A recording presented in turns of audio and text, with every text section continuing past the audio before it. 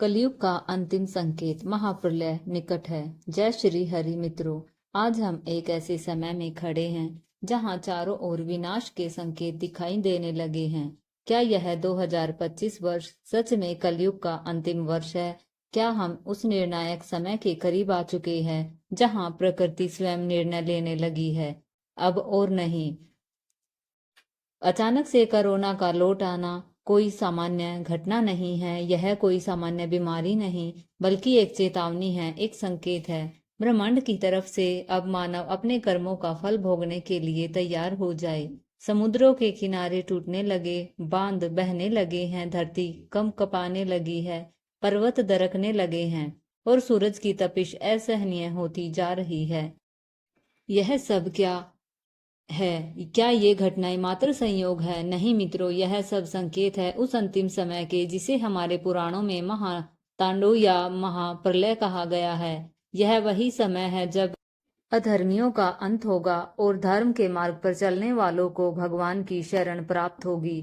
हमारे हिंदू धर्म ग्रंथों जैसे श्रीमद् भगवत, विष्णु पुराण और स्कंद पुराण में स्पष्ट रूप से कहा गया है कि जब कलयुग अपने अंतिम चरण में पहुंचेगा, जब मनुष्य केवल स्वार्थ, लोभ, हिंसा और छल में डूब जाएगा, जब धर्म केवल पुस्तकों तक सीमित रह जाएगा और धर्मात्माओं पर अत्याचार बढ़ जाएगा, तब पृथ्वी पर वास करने वाले सभी देवता भयभीत होकर बैकुंठ धाम की ओर प्रस्थान करेंगे। वहां वे भगवान विष्णु के चरणों में गिरकर कहेंगे, हे प्रभु, माँ धरती असहाय हो चुकी है, राक्षसी प्रवृत्ति के लोग शासन कर रहे हैं, धर्म का अपमान हो रहा है, अब आपको अवतरित होना ही होगा। उस समय भगवान विष्णु ध्यान मगन होंगे, उनके नेत्र बंद होंगे और संपूर्ण ब्रह्मांड निशब्द हो जाएगा और फिर वे धीरे से नेत्र खोलेंगे और मुस्कुराकर कहेंगे, अब आप शांत हो जाइए। कैलाश पर विराजमान मेरे प्रिय महादेव जाग चुके हैं। वे ही संहार के देवता हैं, वे ही इस कलयुग का अंत करेंगे और पुनः एक नए युग की स्थापना होगी। यह सुनकर समस्त देवता हाथ जोड़कर प्रार्थना करेंगे और महाकाल की डमरू ध्वनि से पूरा ब्रह्मांड गूंज उठेगा। यह वही समय होगा जब अधर्मियों के महल ध्वस्त होंगे, झूठ की नींव हिल जाएगी और धर्म अपने नए स्वरूप में प्रकट होगा। मित्रों, यह समय चेतावनी का है। यह समय है अपने जीवन, अपने कर्म और अपने विचारों को शुद्ध करने का, क्योंकि अब प्रभु स्वयं पृथ्वी पर न्याय करने आ रहे हैं। तो चलिए मित्रों, आज हम एक ऐसी रहस्यमय यात्रा पर निकलते हैं जहां विज्ञान भी मौन हो जाता है और आत्मा खुद को ब्रह्मांड से जुड़ा हुआ महसूस करती है। आज जब पूरी दुनिया चांद और मंगल तक पहुंच चुकी है, जब इंसान अंतरिक्ष में अपने झंडे गाड़ चुका है, ऐसे समय में भी एक पर्वत ऐसा है जो आज भी अजेय है, अदृश्य है और अलौकिक बना हुआ है। वह है कैलाश पर्वत। आखिर क्यों? क्या कारण है कि अब तक कोई भी वैज्ञानिक, पर्वतारोही या साधारण मानव इसकी चोटी तक नहीं पहुंच पाया? क्या यह केवल एक पहाड़ है या कोई दिव्य शक्ति का द्वार जो स्वयं कलयुग के अंत का संकेत बनता जा रहा है? तिब्बत में स्थित यह रहस्यमयी पर्वत केवल हिम और पत्थर का ढेर नहीं, बल्कि सृष्टि का केंद्र बिंदु है, जहां स्वयं भगवान शिव ध्यान मगन होकर विराजमान है। कैलाश वह स्थान है जिसे छूने की कल्पना भी साहसियों को कांपने पर विवश कर देती है। वैज्ञानिकों का कहना है कि यहाँ चुंबकीय ऊर्जा इतनी तीव्र है कि कोई इलेक्ट्रॉनिक यंत्र, चाहे वो जीपीएस हो या घड़ी, काम ही नहीं करता और जो भी इसकी चोटी तक जाने की कोशिश करता है वो या तो बीच रास्ते से लौट आता है या फिर कभी लौट ही नहीं पाता। लेकिन क्या यह सब केवल संयोग है? नहीं मित्रों, हमारे प्राचीन धर्म ग्रंथ कहते हैं कि कैलाश केवल एक पर्वत नहीं, यह एक अलौकिक द्वार है जहां से त्रिकाल, भूत, भविष्य और वर्तमान के संकेत मिलते हैं। पिछले कुछ वर्षों में कैलाश के चारों ओर घटती रहस्यमय घटनाएं, जैसे अचानक ब्रह्मांडीय ध्वनि का सुनाई देना, घंटियों की अनजानी गूंज और बिना स्रोत के शिवलिंग का आकार लेना और पिघलना, यह सब वैज्ञानिक यंत्रणा की नहीं बल्कि देवी चेतावनी की प्रतीक है। श्रीमद् भगवत महापुराण में वर्णित है कि जब अधर्म बढ़ेगा, जब सत्य दब जाएगा और जब मानवता संकट में होगी, तब भगवान विष्णु कल्कि अवतार लेंगे। और यह भी होगा जब कैलाश मौन होकर भी कुछ कहेगा। क्या आज वही समय नहीं है जब कैलाश अपने मौन से संसार को जगा रहा है? माउंट एवरेस्ट, जो कि कैलाश से ऊंचा है, उस पर हजारों लोग चढ़ चुके हैं, लेकिन कैलाश जो छोटा होते हुए भी दुर्गम है, पर कोई क्यों नहीं चढ़ पाया? क्योंकि हमारे शास्त्र कहते हैं कि जहाँ आज भी भगवान शिव निवास करते हैं और उनके साथ साथ चिरंजीवी भी जो कल की अवतार की प्रतीक्षा कर रहे हैं। कहते हैं कैलाश पर पहुंचते ही आत्मा की कंपन बदल जाती है, वहां समय ठहर जाता है और मन अजीब सी शांति में डूब जाता है। यह कोई कल्पना नहीं, यह आत्मिक यथार्थ है। एक प्राचीन कथा सुनाई जाती है। एक वृद्ध साधु कैलाश की ओर निकला। न वह भोजन करता था, न जल ग्रहण करता था, बस उसकी आंखों में एक ही सपना था, शिव से मिलना। लोगों ने समझाया, बाबा कोई भी उस पर्वत की चोटी तक नहीं पहुंच पाया है, पर वह मुस्कुराकर कहता, अगर शिव बुलाएंगे तो कौन रोक सकता है। और वह फिर कभी लौटकर नहीं आया।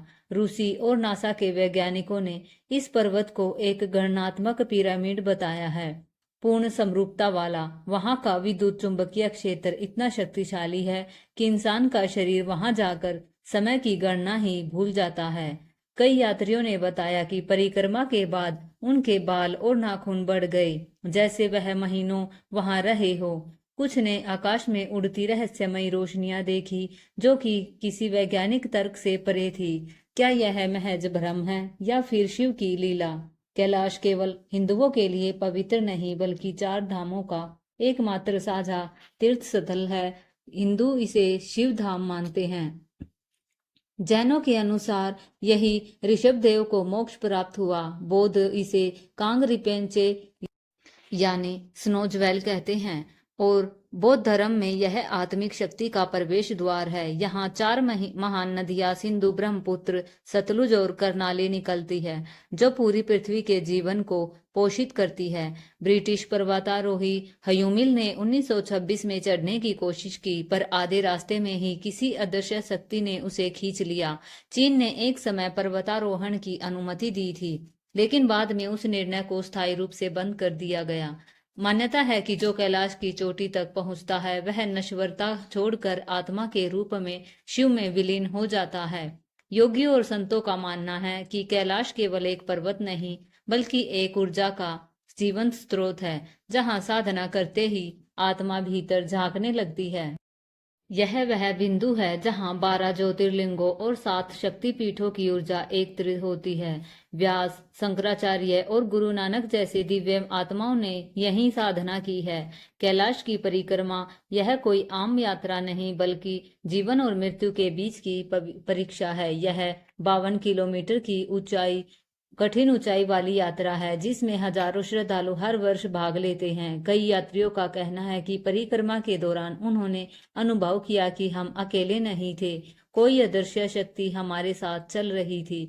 कुछ वैज्ञानिक और तिब्बती लामाओं का मानना है कि कैलाश पृथ्वी का एक्सिस मुंडी है, यानी ऊर्जा का केंद्रीय ध्रुव। यह धरती की रीढ़ है और अगर यह रीढ़ डगमगाई तो सृष्टि की संरचना ही बदल जाएगी।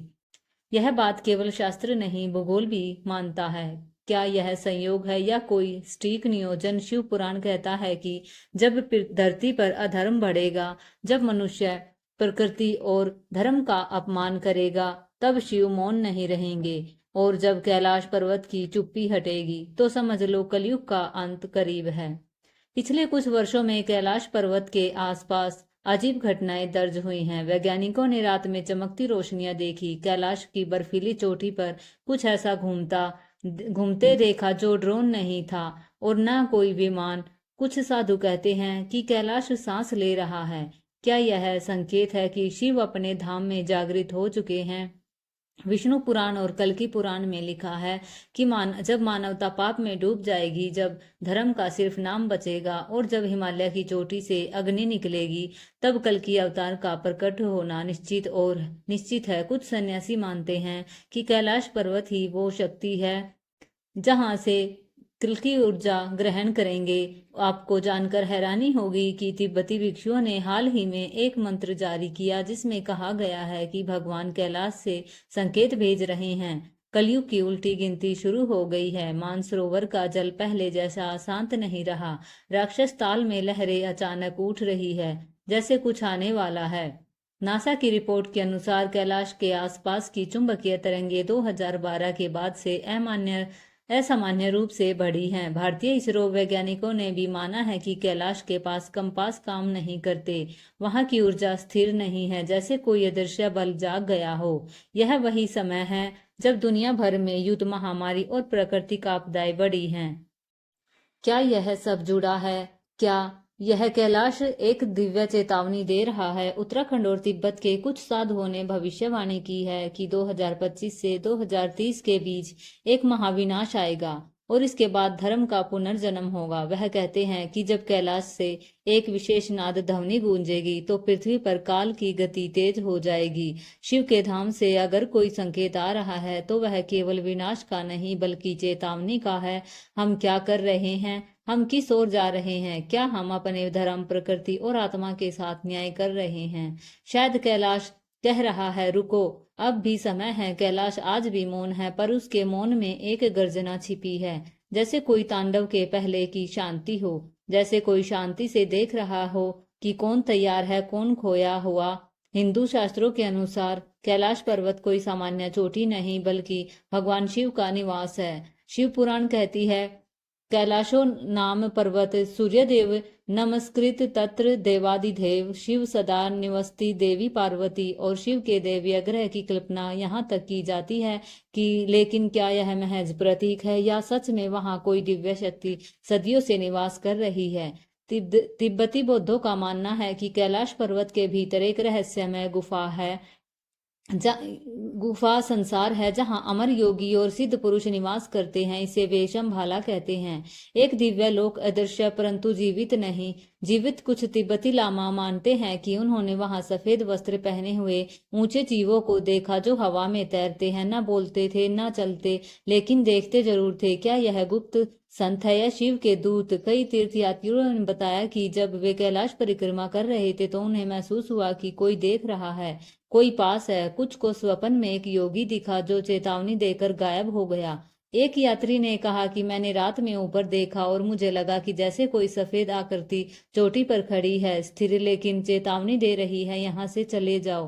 कई पुरातन ग्रंथों में लिखा है कि कैलाश पर्वत के अंदर एक लोक है जहाँ केवल विशुद्ध आत्माएं प्रवेश कर सकती हैं। वहां वक्त ठहर जाता है, वहां प्रकृति आज्ञा मानती है और वहां शिव की उपस्थिति हर अणु में होती है। कुछ योगियों का मानना है कि वहां शिव नहीं रहते बल्कि वही शिव है, वह पर्वत जो किसी से नहीं झुकता, वह शिखर जिस तक कोई नहीं पहुंच पाया, वह जगह हर धर्म, हर संस्कृति झुकती है।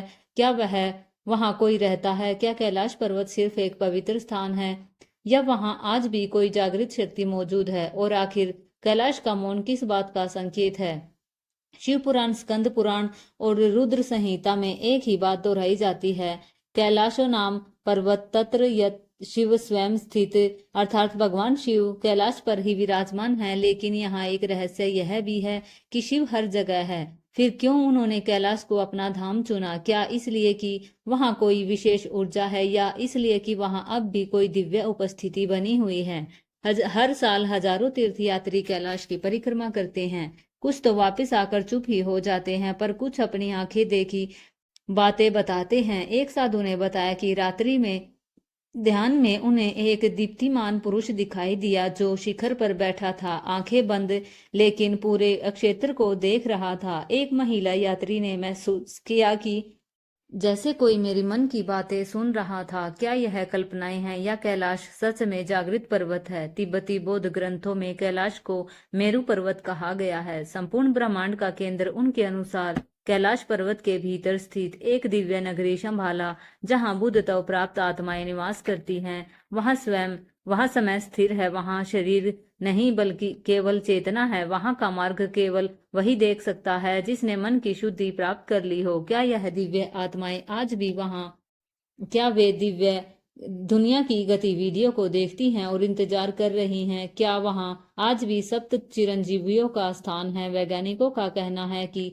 पर्वत की बनावट हर दिशा से पूरी तरह समान है, यह प्राकृतिक नहीं लगती। कुछ वैज्ञानिकों ने यहाँ तक कहा है कि कैलाश एक आदिम यंत्र हो सकता है, एक जैविक ऊर्जा स्टेशन या शायद एक खगोलीय द्वार है। और यदि यह सच है तो क्या कोई इस द्वार को भीतर से नियंत्रित कर रहा है?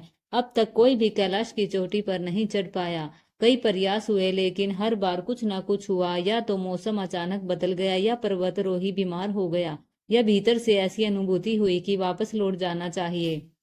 चीन ने आधिकारिक रूप से चढ़ाई पर बैन लगा रखा है, पर असली वजह आज तक सामने नहीं आई। क्या यह कोई शक्ति है जो चोटी की रक्षा कर रही है? क्या वहां कोई निजी उपस्थिति है जो नहीं चाहती कि कोई उसके पास आए? कुछ महान योगियों ने कहा है कि कैलाश एक पर्वत नहीं, एक चेतना है। जो उसे भीतर से देख सके वही जान सकता है कि वहां कौन है। वो चेतना हमारे कर्मों को देखती है, वह हर जीव की गति जानती है, और वह निर्णय लेने की स्थिति में है कि कौन करीब आ सकता है और कौन नहीं आ सकता।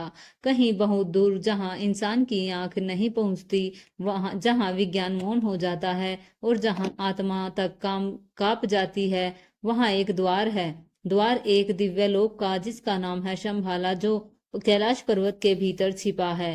कहते हैं वहां अब भी एक प्राचीन सभ्यता जीवित है, जहां अमर योगी, दिव्य आत्माएं और ब्रह्मांड के रक्षक रहते हैं। आज हम अब आपको ऐसे लोक की यात्रा पर ले चलेंगे जिसका पता केवल ज्ञानी आत्माओं को होता है। शंभाला का वर्णन सबसे पहले मिलता है तिब्बती ग्रंथों और बौद्ध पुराणों में। यह कोई काल्पनिक नगरी नहीं, बल्कि एक स्पष्ट रूप से दर्शाया गया दिव्य राज्य है, जिसमें 96 लाख सिद्ध पुरुष रहते हैं। वहां राजा रुद्र चक्र शासन करते हैं, जो स्वयं कल्कि अवतार से जुड़े माने जाते हैं। बौद्ध ग्रंथ कल्प विस्तार में लिखा है, शंभाला एक ऐसा स्थान है जो समय से परे है, जहां केवल शुद्ध आत्मा प्रवेश कर सकती है। कोई आध्यात्मिक परंपराएं मानती हैं कि शंभाला तक पहुंचने का एकमात्र द्वार है कैलाश पर्वत के भीतर। कैलाश सिर्फ एक पर्वत नहीं, बल्कि एक ऊर्जा केंद्र है, और उसके अंदर मौजूद है दृश्य मार्ग जो शंभाला तक जाते हैं। कुछ तिब्बती लामा कहते हैं अगर कोई आत्मा 1, 2, 8 बार कैलाश की परिक्रमा करे तो शंभाला का द्वार स्वयं खुलता है। शंभाला कोई आम नगर नहीं है, यह एक शुद्ध ऊर्जा युक्त दिव्य चेतना से भरा संसार है। यहाँ रहते हैं सिद्ध योगी जो हजारों वर्षों से समाधि में हैं, ऋषि मुनि जो संसार की गति को सूक्ष्म रूप से नियंत्रित करते हैं, और वे आत्माएं जिन्होंने मृत्यु और जन्म के चक्र से मुक्ति पा ली है। कहा जाता है कि जब पृथ्वी पर अज्ञान, अधर्म और विनाश फैलता है, तब शंभाला से एक गुप्त शक्ति उदय होती है। अब आते हैं उस सवाल पर, क्या शंभाला भौतिक दुनिया में है या किसी और आयाम में? आधुनिक वैज्ञानिक और आध्यात्मिक शोधकर्ता मानते हैं कि शंभाला 5th डायमेंशन में है, यानी ऐसी अवस्था जिसे केवल बहुत ऊंचे ध्यान और ऊर्जा स्तर से ही अनुभव किया जा सकता है। एक ध्यान योगी ने कहा, शंभाला कोई जगह नहीं, यह एक चेतना है। जब तुम तैयार होते हो तो वह तुम्हारे सामने प्रकट होती है। 20वीं शताब्दी में कई विदेशी खोजकर्ता तिब्बत आए सिर्फ एक चीज की तलाश में। शंभाला रूसी खोजकर्ता ने अपने ग्रंथ में लिखा कि तिब्बती लामा ने मुझे बताया कि शंभाला सच्चा है और वो हिमालय के एक छिपे भाग में मौजूद है, लेकिन उसका रास्ता केवल उन्हीं के लिए खुलता है जो आंतरिक रूप से तैयार हो। लेकिन सवाल यह उठता है कि क्या उन्होंने खुद झलक देखी थी शंभाला की? तो उन्होंने अपनी एक किताब में लिखा है कि मुझे शंभाला में प्रवेश तो नहीं मिला, लेकिन जब मैं द्वार पर खड़ा हुआ तो मैंने एक बहुत बड़ी दुनिया देखी जो एक छोटी सी गुफा से होकर दिख रही थी। बौद्ध मान्यताओं में कहा गया है कि यदि कोई अयोग्य आत्मा जबरदस्ती शंभाला में प्रवेश करने का प्रयास करे तो उसका मानसिक संतुलन बिगड़ जाता है। तिब्बत के कुछ साधुओं ने बताया कि कुछ पश्चिमी वैज्ञानिकों ने शंभाला के द्वार को खोजने की कोशिश की थी, लेकिन उनमें से कई या तो गायब हो गए या लौटकर पागल हो गए। कहा जाता है कि शंभाला स्वयं अपनी रक्षा करता है। हिंदू ग्रंथों में लिखा है कि जब कलयुग अपने चरम पर होगा, तब भगवान विष्णु का कल्कि अवतार शंभाला से ही प्रकट होगा। वहां से एक दिव्य घोड़ा और तलवार के साथ कल्कि जी उठेंगे और वे अधर्म का नाश करेंगे और एक नया युग, सत्य युग की स्थापना करेंगे। क्या शंभाला इसीलिए आज भी छुपा है? क्या यह विनाश और पुनर्निर्माण का केंद्र है? अब अधर्म का अंधकार गहराता है और जब सत्य दब जाता है, लोभ, क्रोध और मोह की राख में, तब ब्रह्मांड पुकारता है। यह एक अवतार को, कल्कि अवतार कलयुग को, युग जिसमें हम जी रहे हैं, वहां धर्म 4 पैरों में से केवल एक पैर पर टिका है। हर और भ्रष्टाचार, अधर्म, हत्या, पाखंड और अज्ञान का साम्राज्य है। रिश्ते टूटते हैं, भावनाएं बिकती हैं और आत्माएं भटकती हैं। अपने मूल स्वरूप से दूर। विष्णु पुराण में कहा गया है कि जब लोग अपने माता पिता का सम्मान करना छोड़ देंगे, जब स्त्रियों का सम्मान लुप्त हो जाएगा और झूठ को ही सत्य माना जाएगा, तब कल्कि अवतार प्रकट होंगे। आने वाले समय में हिमालय की तलहटी में स्थित रहस्यमयी नगर शंभाला में जन्म लेंगे कल्कि अवतार। उनके पिता होंगे विष्णु यश और माता होगी सुमति। जैसे ही उनका जन्म होगा, शंभाला नगर दिव्य प्रकाश से भर जाएगा। देवता, ऋषि और योगी जान जाएंगे कि युगों की प्रतीक्षा अब समाप्त हो चुकी है। जैसे जैसे कल्कि बड़े होंगे, उनके भीतर असाधारण शक्ति और विवेक प्रकट होगा। वे धर्म ग्रंथों को अल्पायु में ही आत्मसात कर लेंगे और ध्यान में उन्हें प्राचीन युगों की झलकें प्राप्त होगी। वे अपने जीवन के उद्देश्य को पहचान लेंगे, अधर्म का अंत और सत्य की स्थापना। युवावस्था में पहुंचने पर वे कैलाश पर्वत की गुफाओं में घोर तपस्या करेंगे और तब भगवान शिव स्वयं प्रकट होकर उन्हें रक्त कृष्ण तलवार प्रदान करेंगे जो अधर्म को जला सकती है, और देवदत्त नामक घोड़ा देंगे जो आकाश मार्ग से चल सकता है। यही वह क्षण होगा जब संसार को पहला संकेत मिलेगा कि कल्कि अवतरित हो चुके हैं। इसके बाद धर्म और अधर्म के बीच महायुद्ध आरंभ होगा। कल्कि होंगे न्याय के योद्धा। वे एक एक करके अधर्मी राजाओं को परास्त करेंगे, झूठे संतों, लालची नेताओं और पाखंडियों का विनाश करेंगे। इस युद्ध की गूंज धरती से आकाश तक सुनाई देगी और लोग कहेंगे युग बदल रहा है। फिर आएगा अंतिम युद्ध जिसमें अधर्म की समस्त शक्तियां एकत्र होंगी। टेक्नोलॉजी, सत्ता और दुष्टता के सहारे वे एक वैश्विक व्यवस्था रचेंगे और महाधर्म को समाप्त करने की योजना बनाएंगे।